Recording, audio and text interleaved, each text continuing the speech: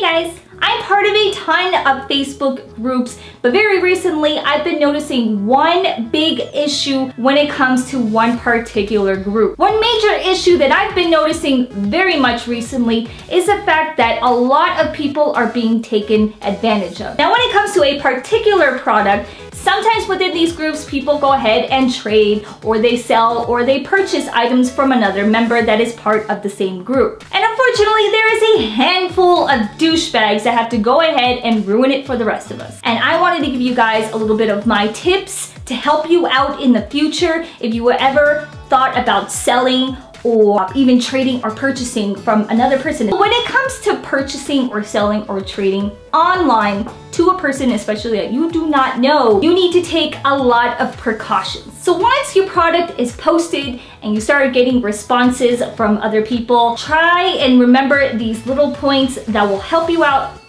just as a backup. Once you've found your match and you're ready to start this transaction with this other individual, grab their name. If this happens to be on Facebook, get their handle name, get the link to their URL of Facebook and everything. Make sure that they've been active for quite some time. If their profile seems to have just been created within like a week or a month, that should automatically give you a red flag to be very cautious about this person.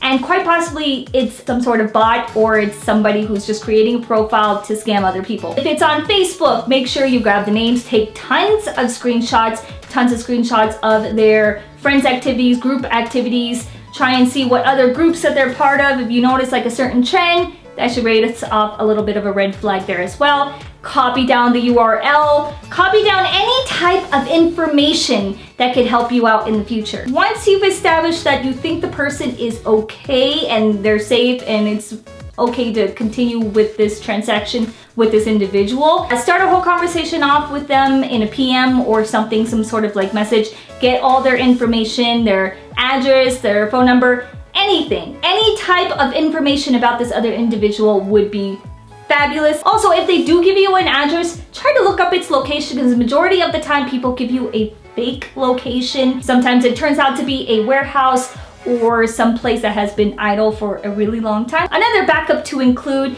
is that it's not very creepy to do a background check on somebody. I do background checks on tons of people that I'm not too familiar with and I'm going to be doing a transaction with. So what I mean by doing a background check is just, you know, Google their name, see what comes up, see if they're on any other type of social media, see if their face is pretty much not a replica of something else. So make sure they're actually a real person and it's not someone who just stole somebody else's identity. So Facebook, Twitter, Google+, anything, just to see where their name shows up. There was a certain individual that I saw that had scammed a numerous amount of people, and when I looked up that person's name, I had noticed that a group of other people from other sites and stuff like that had posted this person's name with their picture and talked about pretty much what they did and how he scammed them and so on forward. So it's not a bad thing to just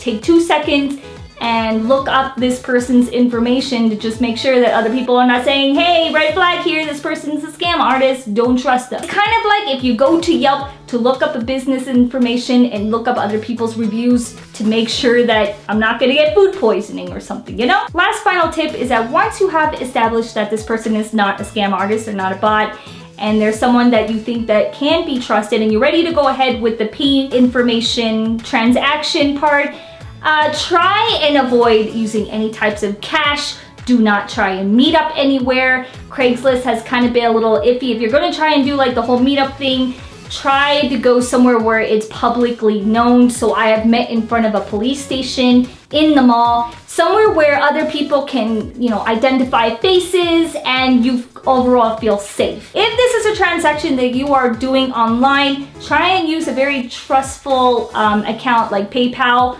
something that you know that if somebody scams you, you're going to get your money back and you can file like a dispute and everything like that. So once payment has officially cleared, making sure that it's out of their account and into your account and all things gives you the thumbs up, good to go, then you can go ahead and ship out the product to the person. Make sure that if you're doing a trade, that you get some sort of a receipt snapshotted to you.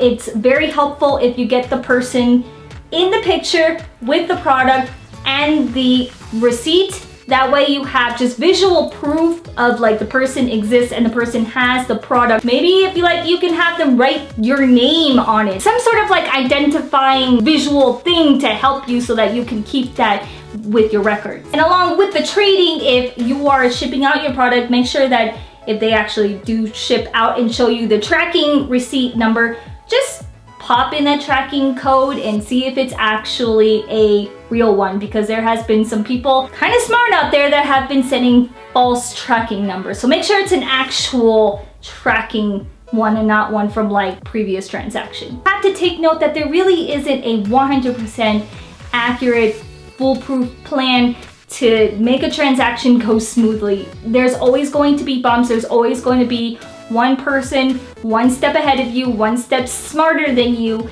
that can scam you in some way. But just using a lot of my tips and storing that information in your head the next time you do a transaction, and just it takes 2 seconds to follow along with those little tips that can help you and help prevent those really bad transactions in the future. Do please be careful if you're doing any sort of like buying, selling, and trading out there. There are so many wackos out there that have to just go ahead and just ruin everything for us, and you don't know what they're capable of. That's another thing that you have to keep in mind, is that just be very safe. Just take a lot of precautions when it comes to doing this, because your life isn't worth these products. These products are just, it's money, but money's not worth your life. So please be careful out there. Let me know if any of you guys have done any transactions as far as like online. I've done quite a few on Craigslist, or I've actually met the person, and I've done quite a few where I've purchased. I've never done any trading because I'm kind of iffy with the other person unless I know them. But let me know if any of you guys have you had any unfortunate events happen to you? Have you had any scam artists out there? Or have you had any pleasant ones? So far I've had all pleasant. I haven't had anybody really scam me yet. I've had a few eBay ones, but then I used PayPal and I got my money back, and it was 25 cents. So I really haven't had it bad. And I'm helping a lot of people out there in the trading forums just to give them a little bit of tips and pointers just to help prevent, because a lot of people don't know, and it's good to inform everybody else as well. And thanks for watching, guys. If this is your first time here, hi, my name is Panda. You should subscribe down below because I do post videos every Wednesdays and Fridays for reviews. Bye! Thanks for watching, guys. If you did enjoy this video, do check out my last week's video where I talked about the downfalls of being a homeowner.